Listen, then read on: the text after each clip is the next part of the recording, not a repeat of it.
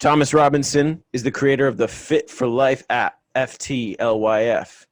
It's an app designed to match personal trainers with clients and clients with personal trainers in your area. Thomas goes into the specific details of what it takes to make an app and some of the time, legal, and otherwise difficult hurdles that are necessary to overcome in order to release the product or start the business that you want to. And he also talks about some of the inspirations that lead him to carry out each day, living life like it's one giant set and you have to put in the reps to get the results. This is Sets and Reps number 21. Hope you enjoy the episode.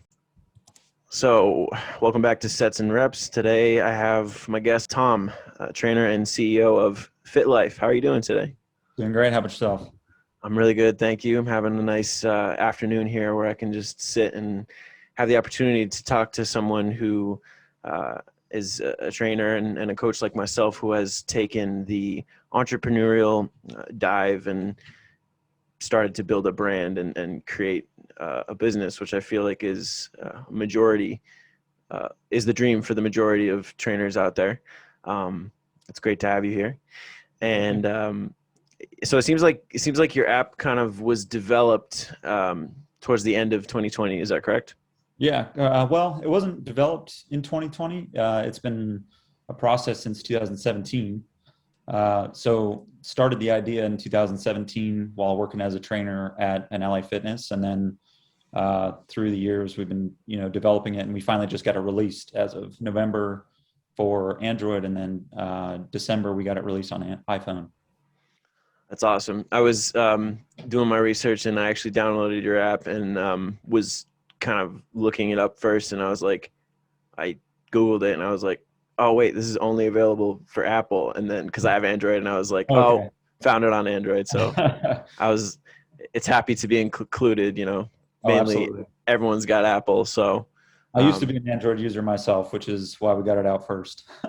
Awesome. Good. Yeah. Good. You're repping the team there. That's very good. Yeah. So seems like really good timing just as far as what everyone has been going through leading up to this year. I'm sure, like you mentioned, it was in development since 2017, but like the release of it, did you kind of have that idea because of like that time frame, because of everything that was going on with the pandemic and a lot of these people not having access to their gyms and being active and doing the things that they love? I'd say no. I think that it just happened to fall that way. There were a lot of times that we tried to release sooner, but there's a lot of testing that goes into creating an app, which I think is just a lot more than we thought. The original time frame was supposed to be 6 months. Hey, we got a great idea. We're going to create it. It's going to take about 6 months to produce and then push out to the public. It ended up taking like an extra 2 years, right? So I think it just kind of fell that way. But I don't want to say it's a great timing, but because obviously the pandemic, but it does work out very well for trainers and clients. Perfect. I thought it would be a great idea to start off by asking you to explain a little bit of the purpose and, how your app works and who it was created for, if you don't mind. Absolutely. So it was created for the intention of trainers and clients. So I saw a need that it's essentially a matchmaking service for clients and trainers that allows them to, one, find each other, and two, obviously have their services together, because obviously trainers are looking for clients and clients are always looking for someone to help them succeed in their goals. So it's obviously made in the intention of helping both parties. So clients, they're the ones that are able to make the search for the trainers within their area, so they can find trainers within a given distance parameter, and it allows them to pop up the ones that are closest to them and the ones that fit their needs, right? Because you can create your own, when you're creating your own profile, you create your own sort of needs and expectations of what it is you're looking for, and it helps trainers to identify, what it is that I can help you with. I like that. It's very customizable in a way so that you can kind of fit each other, and it's cool. I mean, it's Fit for Life, so that must have come up somehow in the naming of it. Just that matchmaking idea. I like that. Yeah. That's cool. So can you talk to me a little bit about the process of how you got there, and what was it that, I know you're a trainer yourself, so what was it that led you to taking this step and starting to develop this? So in 2017, when I was a trainer, I had seen a lot of, I guess, needs for trainers and for clients. So I worked at LA Fitness, like I mentioned before. I saw a lot of issues with, finding clients for trainers. I think that was huge. Paying for trainers, I think that payment, I'm not sure how it is now for an LA Fitness, but they were paying $8 per every half hour, which in my opinion is extremely low for, someone's time. Mm. And so I wanted to make sure that trainers were able to, one, find the clients, or vice versa, right? So clients were able to find the trainers, and then that trainers were also getting paid what they should be paid. And on top of that, they're also getting rated, because I saw a lot of issues with clients finding trainers that weren't for them, but they would just stick it out. And I didn't think that was the best appropriate use of their time. I think that, trainers can definitely, there's a set person that most trainers have that they want to train. Yeah. And sometimes they don't want to say that. And I think they, stick it out with the client, and the client sticks it out with the trainer, but sometimes they don't really get the best benefit. And I think having an addition of a rating system kind of helps to show, what it is that they're, I guess, capable of, right? Because you can write reviews, you can write comments on them too. So I think it's something that I saw while working at the gym, and I thought to myself that that's something that, I wish I could implement. I could, one, find more clients, and two, get paid a little bit more than $8 per every half hour. I thought that was a little low. So. Absolutely. Yeah. And I like the fact that you can leave reviews and kind of talk about what some of the best ways that these people helped you, especially if you're a client that had worked with one of your trainers for a while.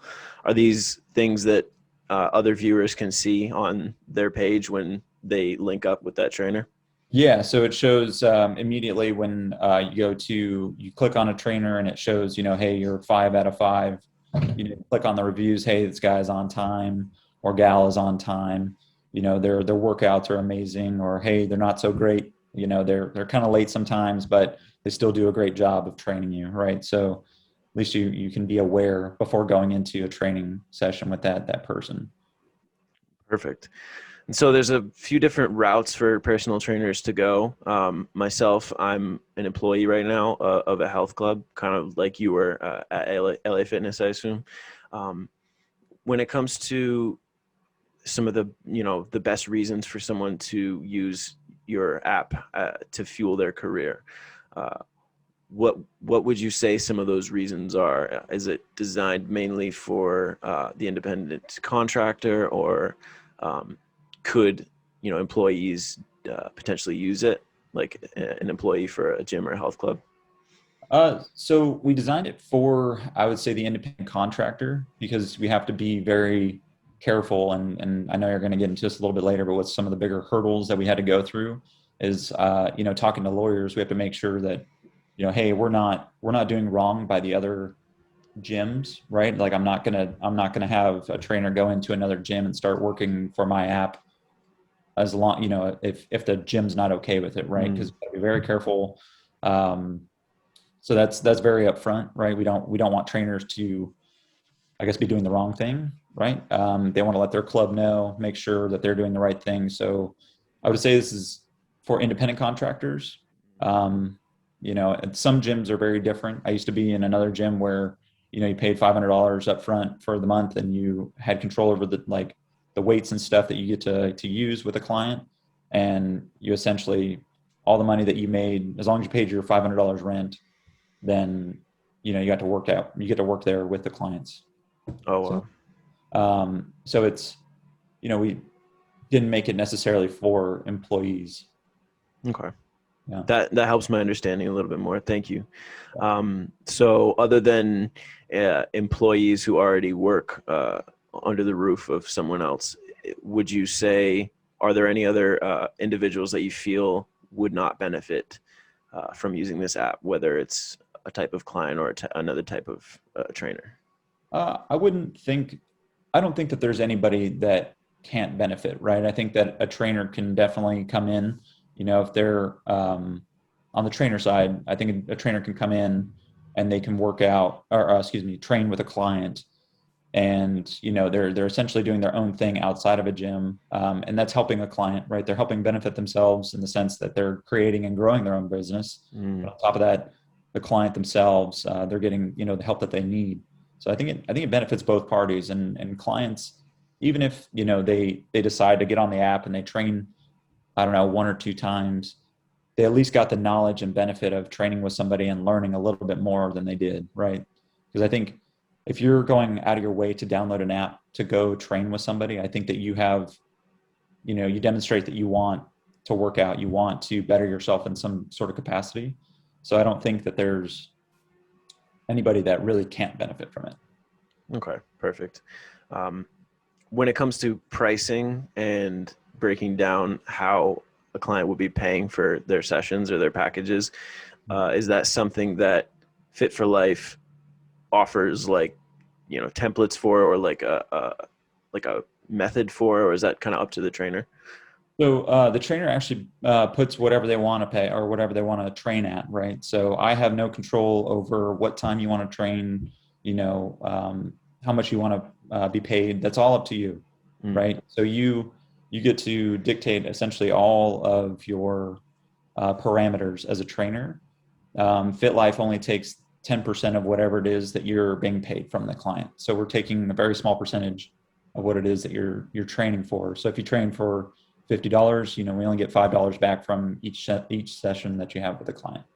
So we try to make it as easy as possible for the trainer to make sure that they're starting their own business, whereas they're not losing a bunch of money while doing it, right? So some the big gyms, they like to take a huge portion of it. I'm not trying to do that. I want to make sure that you're able to start your own business and make it to how big you want to make it. I see. Do you have a general idea of how many trainers that you have using your app right now? Currently, on what I can see that there's 30. However, there aren't many that are actually using it per se, because we need to find those clients for the trainers too. So not only are we doing, helping you have this tool, but we're also trying to do the marketing as well. So I think it's a huge plus for both the trainer and client, right? So we're trying to be a marketer per se and find you, the business that you need. Yeah. Okay. And then is there any ways that you maintain communication with your trainers, whether it's like, checking in with them every once in a while? You mentioned that some of them are like inactive or not actually using the app like they signed up for. Would there be, is there any way that you'd basically communicate with them? Not right now. I think that that's something that I want to implement, right? Because I've been kind of changing my mindset in the set of let's call this not only just an app, but it's kind of taking the mindset that you're like a gym owner, and you have to make sure that you're checking in on your trainers and your clients, right? Because hey, are you how are you doing? Have you got any clients? No. Okay, how can I help you? Let me help find some clients for you, right? So that is something that I want to implement. It's just not right now. I like that you're kind of coming alongside and providing help, where it's needed. So it's awesome. This seems like a really great system that you've been starting to develop. Can you speak on other apps? Other businesses and like this that you saw in the development process, and whether or not yours stands out in any way from them? So I've seen a few. A lot of them are subscription based. So you're paying, X amount of money per month in order to potentially get a client. Whereas, we're only charging you for, the meetup with a client, right? So we're trying to minimize the amount of money that you're spending on us, which I think helps us stand out a little bit more. When I was going through a few of the other apps and other companies, I noticed that they also don't have a good calendar system that we've implemented into ours. So when you've got a client, it'll tell you, hey, you've got a booked session or a request for a session at X day and whatever time. I've never seen anything like that on another site or app personally. Doesn't mean it doesn't exist, right? But I have, from what I've seen during my research, I did not see that. Okay. So it's like a notification system for both parties, like this Yeah. is happening. Yeah, so Excellent. it shoots you, so right now it shoots you a push notification on your cell phone, Huh. whereas ours, we're waiting on the email system portion, but for right now it sends you like a little message at the top of your phone saying, hey, you got a session request this time, this date, and and then when you accept it, then it will shoot one over to them, to the client, saying, hey, it's been accepted. So even though this has been released, and even though you've been working hard, to maintain it, it seems like you're still developing more ways to improve it, which is awesome. Um, yeah, can you talk a little bit about, other than um, relationships with specific clubs like in the area, were there any major setbacks? Because I can imagine you went through some challenges and some hoops to develop and put this together. Anything that's worth putting together is going to have things like that to face. So can you talk a little bit about that? Yeah, so I'd say some of the biggest hurdles, honestly. So I'd say the first one was probably the fact that, when you start an app, it's not as easy as, hey, I've got this great idea and, you just tell somebody to make it. You have to, for me, I had to create each screen. So each screen that you see, it's, deliberate. There's a reason behind each screen that you're seeing. Um, and then not only that, but talking to a lot of lawyers, you start to learn a lot of, um, I'll call it concerns, right? Because there's a lot of Okay. concerns when creating a business, legality wise. And so a huge one was actually called the AB5 rule, which is in California, it was the Prop 22.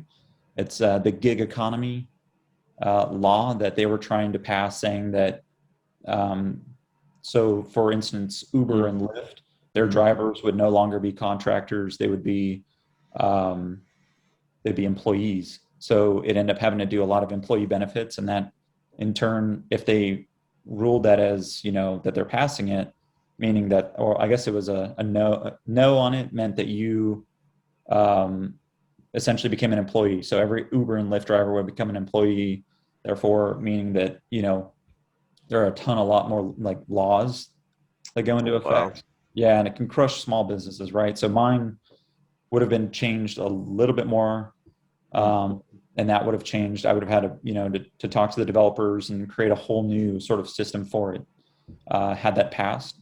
Um, some people don't, some people don't like it, and I understand why. I'm not gonna, pick a side on that, but I appreciate that, the fact that people can be a contractor and use this whenever they want versus having to become an employee, because that would change everything just drastically. Yeah, and most likely that's not how you intended it to be. So it's No. good. You don't have to change that in any way. Yeah. Um, I know that you mentioned you had trained for LA Fitness. Are you still keeping up a client base for yourself personally these days? Yeah, so I've got a few clients on hand that I train weekly, but I'm also working for Northrop Grumman. I'm not sure if you're familiar with them, but they're No, I'm not. okay, so they're a DoD contractor for the government. So I work full time for them, and then in the evenings I train a few people during the weekdays. Wow, busy Yeah, man. I mean, yeah. that's cool. Wow, giving the details that you can give. What's it like working for the DoD? It's actually really cool. It's nice right now. They're very accepting of COVID issues, and they've allowed us to work from home right now. So we're starting to transition back. Um, Great benefits. Um, just really cool, interesting things that we get to work on. So That's exciting, man. yeah. Um, has owning this business changed your personal methods and philosophies as a trainer compared to when you were first starting out and first getting into the groove of things? Yeah, I think, when you're training, when I first started training, I was only thinking about the client, Mm-hmm. right? And then when I was starting to notice, other things, other issues and needs that trainers had, I started thinking kind of like top level, right? Almost kind of like I was talking about how you kind of think of it as like a gym owner Mm. where, you're trying to not only help a client, but you're also now trying to help a trainer. So I think that my mindset changed where I was thinking, okay, hey, I'm going to be, not only a trainer, but I'm also going to be this business owner who's going to help other people to reach their goals and needs that, that they have, right? And I want to further other people's business. That's awesome. And can you speak on any advice that you can give to someone you can think of them as like, your younger self getting into this process, or just anyone in general, trainers and coaches out there looking to take that step and kind of work for themselves and make a name for themselves? Do you have a piece of advice for them? So for anyone looking to start any sort of business at all, whether personal trainer or not, Mm-hmm. just jump in. I would say do it, right? Obviously do your homework. Don't just, fragrantly jump in, but make sure that you are um, jumping in because you only have your one at bat, right? So Mm. everyone, there's, the statistic is that the likelihood of a human being born and you being you is 400 trillion to 1. So why not take your one time to actually take that time at bat, right? And being able to do something that, you may have not done. So you might as well jump in and try it out. What I would tell trainers though, in regards to starting I would recommend you talk to lawyers first. Mm. It's not cheap, but they're going to tell you what you can and cannot do. I think that that's something that would have benefited me in the first place, right? Because, I could have, if the AB5 law hadn't, if it had been a thing, then I could have been crushed, and there's a lot more money to be spent and involved in that. So just recommend that. And then for a personal trainer starting out, just on their own, I highly recommend you study and understand what it is that you're trying to do and find the right client that you're looking for. Because, everyone has, like I said, sort of a type that they're looking to train. They like to train. Like, I'm excited to train so-and-so today. There's a reason, right? And I would try to understand why it is that you want to train that person and, find that type of clientele, right? I don't think you want to spend your time training somebody that, you're not happy with, and maybe they're not even happy with you. You want to make sure that, again, you find that right clientele for you. Absolutely, because I'm all about helping people and being there for the person. But my coworker is also a trainer, and I actually had her on the podcast as well a couple episodes ago, and we were talking about that. If you're with someone that you're working with and you're just not feeling it, like, kind of what you mentioned before, it's not a great fit, and there won't really be necessarily that open, honest communication saying like, hey, this, what's going on here, this maybe isn't quite right, type of thing. That energy, that mismatch of energy can really like bring the train down, so that's important things to factor in. Absolutely. Having the experiences you've had, when it comes to narrowing down what type of client you want to work for, what specific advice could you give in that vein, if someone has a hard time narrowing it down? Yeah. So I look at what it is that you're passionate about, right? I'm super high energy level when I talk to clients, and I love to train clients who are very similar in that sense. They're like high driven. There's a reason they want to be there, right? They're paying you to be there for a reason. But if, I'm not very accustomed to is training somebody who is maybe pregnant or is, just coming out of that sort of scenario. And I think that for me, I may not be their best fit, but I know people who are, and so I'd rather recommend them to somebody else, right? Absolutely. But in regards to knowing yourself, I think you should look at, how are you as a person? Do you, are you higher energy level? You low energy level? Do you like, training in the mornings? Do you not? Because there's a lot of factors that also are involved with training that right type of client. Because some people train at nights and clients can't train at nights, right?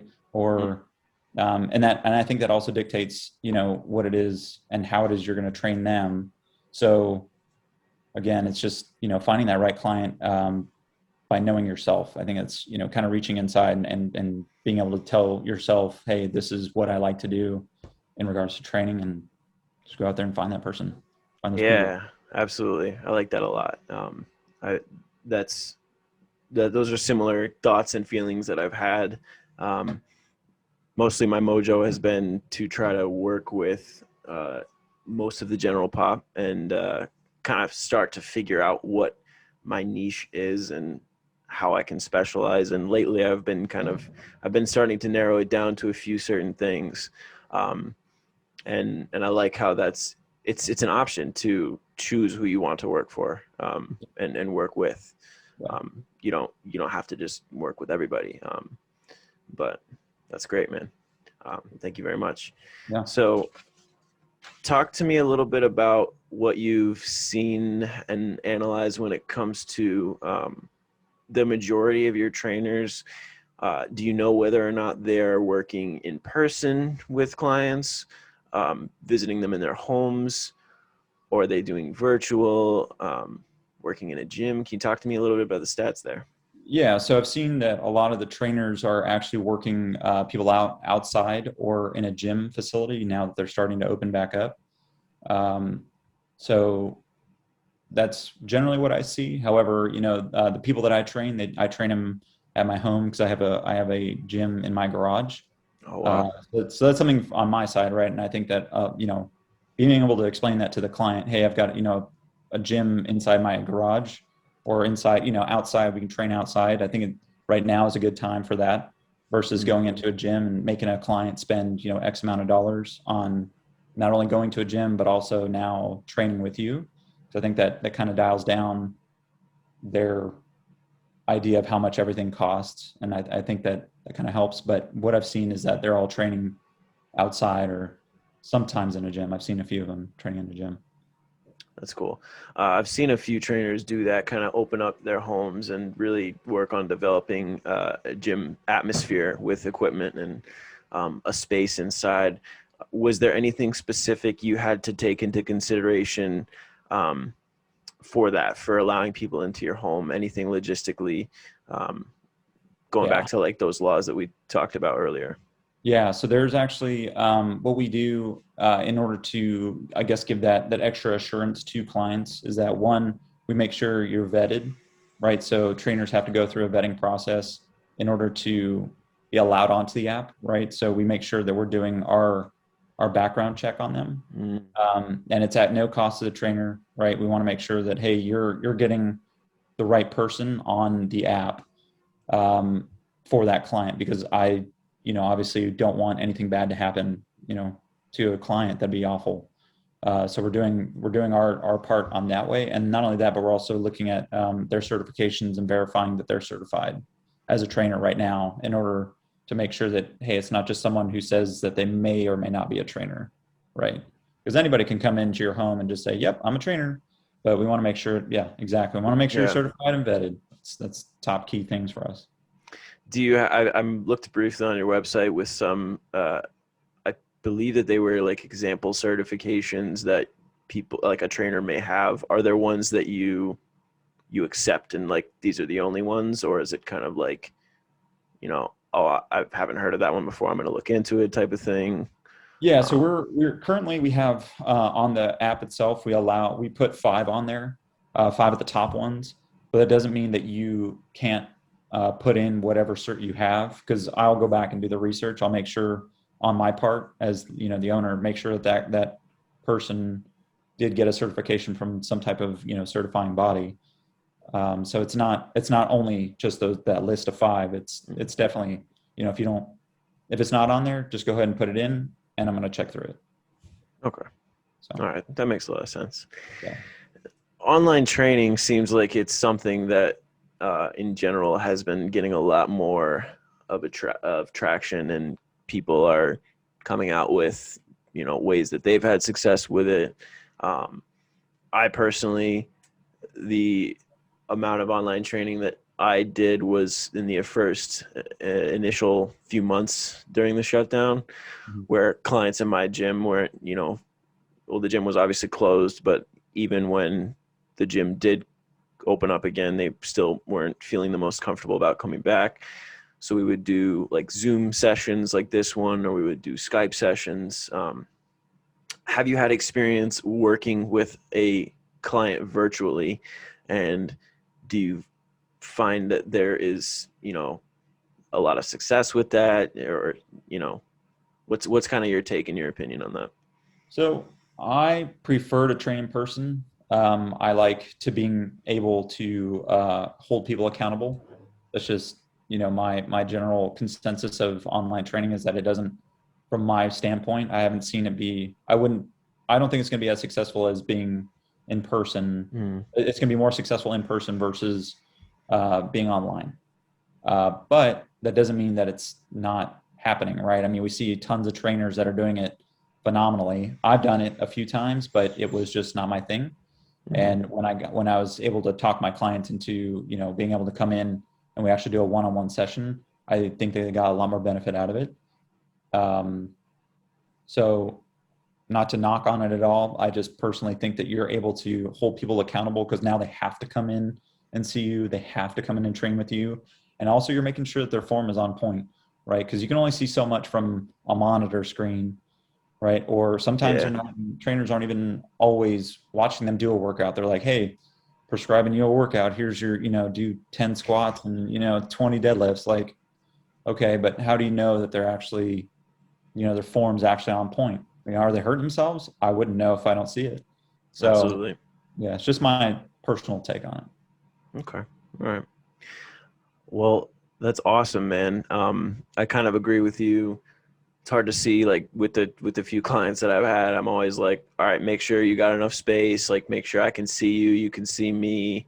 And the more opportunity I had to work with them in that kind of setting, I feel like it was benefiting them a little bit. But yeah, like, training in person is gonna be, at the end of the day, I feel like I agree with you. It's gonna give them a whole lot more benefit.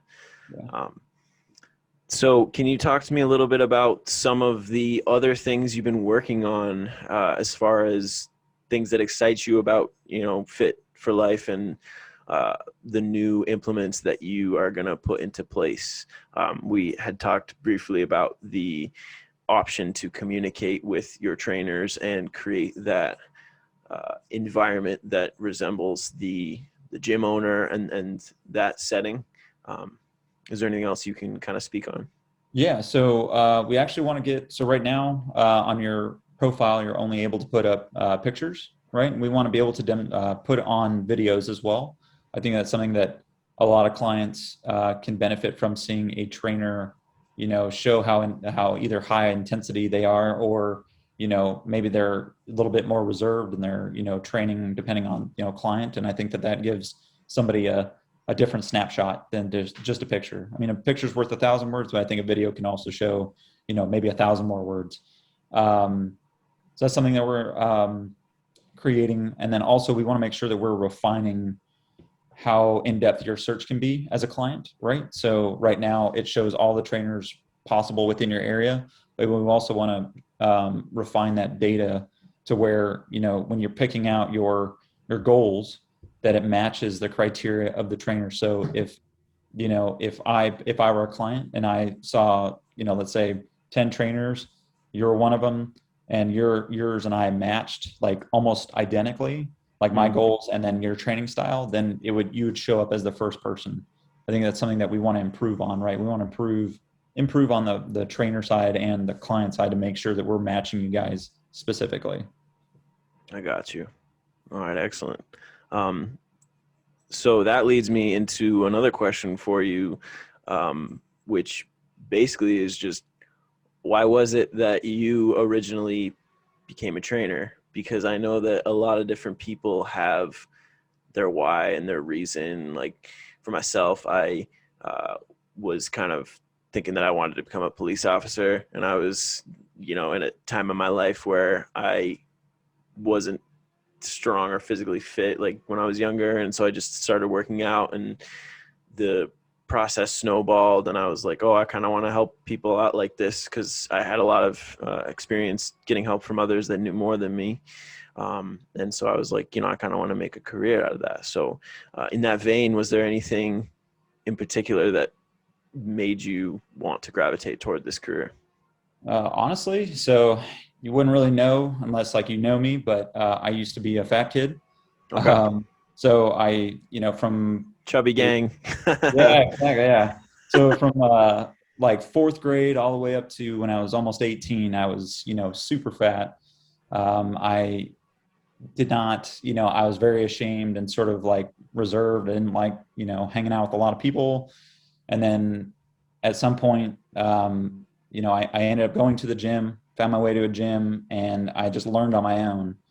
But if I could have gone back and like talked to my former self, I would have said, hey, find a trainer. And I think it's, in my mind at that time, I was trying to find my own fitness journey, but then I started noticing that I'm not the only one on that journey.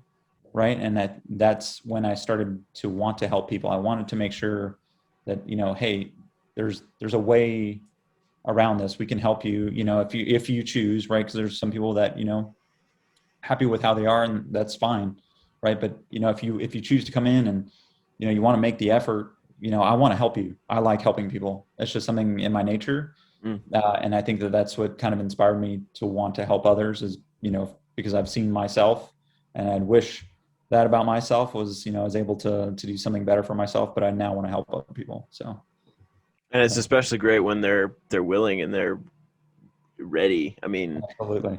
like the process of behavior change and helping someone who's, into the idea of starting it, but they're still a little, what's the word? Like, they're still a little like on the fence for it. Yeah.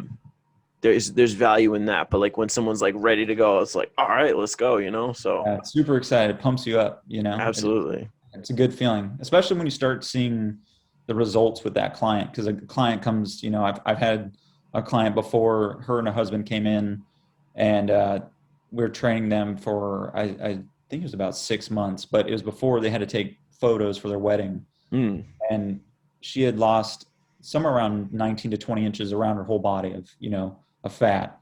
And she came up to me and she hugged me, and she was just so excited. And I was like, that's really what it's worth, right? That's what it's worth working for, is helping people, get where they want to be. Absolutely. That's amazing, man. Yeah, I really appreciate that. And just to kind of wrap things up and bring it all together, I wanted to ask you, what's your ideal client? Like, what are the types of people? Well, first of all, like, what do you feel like you specialize in, and what are some of the types of people that you enjoy working with? So I like to train people who, like you said, are not on the fence. They're ready and committed to come in. Right? There's a reason they're coming in. They're excited about coming in. They're not, well, I've got all these other priorities above this, and which I understand. But I want you to be ready, right? I want you to come in high energy level. That's me. I want to come in higher energy level with working out. I love it.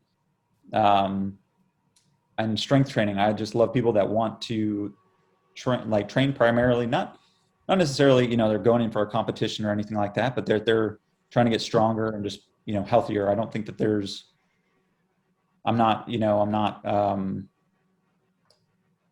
to say I'm not into training people low energy, but my preferred ideal, type of client would definitely be someone that's high energy and ready to work it out.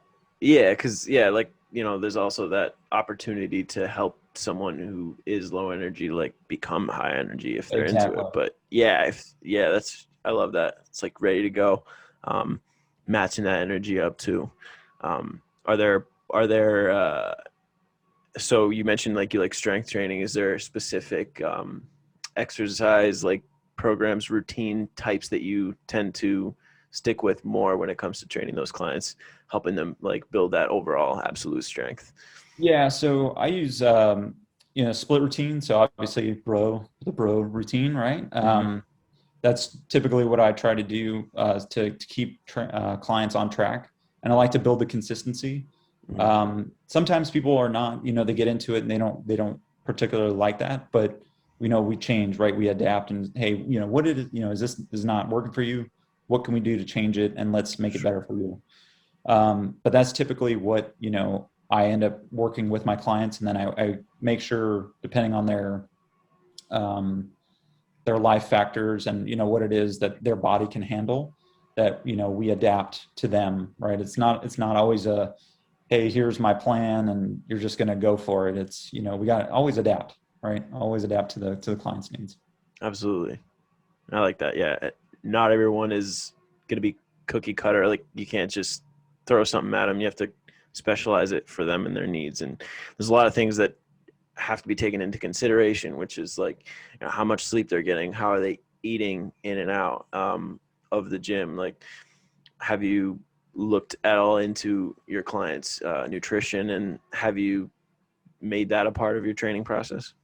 Yeah, so that's actually first thing when I get somebody into the gym. I ask them about, what did you eat today, before you came to train, what do you typically eat? And if they don't know, then I'm like, all right, let's get you on some sort of macro, app, and let's see what you're eating, right? I'm not going to shame you for whatever you eat. Got to look and see what you're eating, so that way we can change, depending on what their goal is, right? Because some people they don't want to lose weight, they just want to maintain whatever it is. Or sometimes you have the people that are they're very, say, skinny, and they want to add weight. So you got to look at what they're doing, right? You got to change, again, adapt to what their needs are. But to give you a short story, I had a client who, he was overweight, but it was really strange because you ask him, hey, what is it you're eating? Oh, the only bad thing I'm eating is what my mom makes for me. And then come to find out, when I talked to his dad, I trained his dad as well in the evenings, and he said, oh no, he's eating like 6 bowls of cereal a day. And I said, what do you mean? And he said, yeah, he's eating 6 bowls of cereal a day. So the next time I got him in, I said, hey, tell me what you're eating again. And he told me the same stuff, nothing different. And I said, okay, so what about those 6 bowls of cereal that you eat in a day? And he was like, oh yeah, oh yeah. And so I said, okay, look, dial that down to like, 1. Let's just go for 1 maybe, right? I'm not going to tell you to exclude it all, but 1 maybe. And let's see how we're doing, right? Because he wasn't losing weight, and I knew I was crushing him in the gym. He's, coming out, he was struggling, in a good way, right? Not bad, but Yeah. he's coming out, and he finally, within 6 weeks, he had lost about 20 pounds, only because he had stopped eating so much cereal and milk. There you go. Yeah. And so after that, I was like, okay, now I for sure need to get people to talk about getting onto like some type of macro app, so that way they, can put in their own food, right? Their food log, because now I can really see, and there's no judgment, right? Let's just adapt. Sure. Yeah. That actually reminds me of something else I was going to ask you earlier. Is there a way for clients to measure, track any kind of metrics for what they're doing with trainers within your app, or is that kind of the trainer's responsibility to facilitate? So we have what's called your weight journey right on there. So you can actually go in and track, as a client, you can go in and track what your weight is. So you say, hey, when you train with a client, I'm sure you're going to do your measurements and say, hey, how much do you weigh? Or, if you can verify how much they weigh, then you're going to weigh them. But then you get a basis, right? So you get that sort of homeostasis basis of, hey, they're at 190 pounds today, and then each, however you train, and then how often you're going to have them weigh in, you can now start to get that gauge of, if they're trying to lose weight, it's easier, but if they're trying to maintain, it's a little different. You just got to go based off of, measurements. And so I think that's, one thing that I particularly wanted to add into the app, because it shouldn't be always on the trainer to have to focus in on that. I mean, it should, but when they say, hey, a checkup, hey, today's a checkup day, let me see your app, where are you at on your scale, right? And Oh, I don't know. I haven't done it. Okay, well, let's stand on it. Now we put it into the app, and there it is. It's like truth, right? It's actual truth. So It's not gonna lie to you, exactly. unless Yeah. it's a faulty scale. I've had clients like Yeah. Exactly. I've had them like, well, I waited at home, but let's take it at the gym. Almost like it's gonna be different, but yeah. Yeah. Um, all right, man. Well, thanks you so much again for taking the time to meet with me and kind of talk to me about your story and talk to me about this incredible service and this platform that you developed. Best of luck to you as you continue to put those things in place and really really help the fitness industry continue to change, because it's going to be changing every day. So um, you've made yourself a part of that change, and you're definitely continuing to work on ways to set yourself apart. So keep on pushing, right? Thanks, and thanks for having me on. Absolutely, man. All right. This has been Sets and Reps, where we kind of take every day with the mentality that you are living out one giant set and you got to put in those reps to get the results that you want. All right. So thanks so much, Thomas. Have a wonderful Thanks. rest of your day. You as well.